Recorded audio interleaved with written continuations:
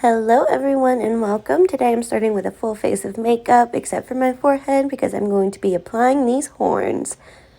I'm going to start out by seeing where I want to have the horn set on my forehead, and then I'm going to go in with the Mehron Spirit Gum and apply that directly on my skin where I want those horns to set.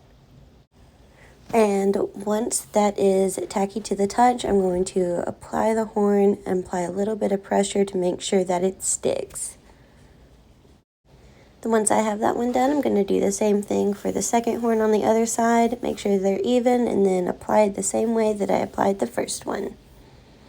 Once I have those applied and I'm happy with their placement, I'm going to take my liquid latex and I'm going to go around the edges of the prosthetic and help blend them out. I want to make it look more natural and look like the horns are actually coming out of my skin and not just setting on top.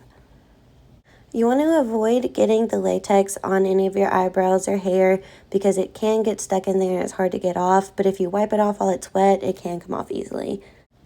Once the latex is dried, I'm going to go in with my Stila Hide and Chic Fluid Foundation in Light Medium 3 to help blend everything into the rest of my makeup. Once I'm done with that, I'm going to go in with my Morphe 39L palette, and I'm going to start with the shade Hot Stuff and go around the edge of the latex and the prosthetic and make that skin look really nice and irritated. Then I'm going to grab the color Serve Looks and go in and add a little bit more depth to it. Then I'm going to go into that same palette again and use the shades For Real and Make Out Sesh to color my horns. I'm putting that reddish brown shade on the ends and putting that darker brown down towards the base. I'm going to take my time to blend those colors to make sure it's more of a gradient instead of two abrupt colors. Then I'm going to go in with a black shade and add some details to the horns. Then I'm going to take my Mehron Coagulated Blood and add that along the edge of the prosthetic. That's really going to help cover it up and kind of add some more dimension to make it look like it's coming out of my skin.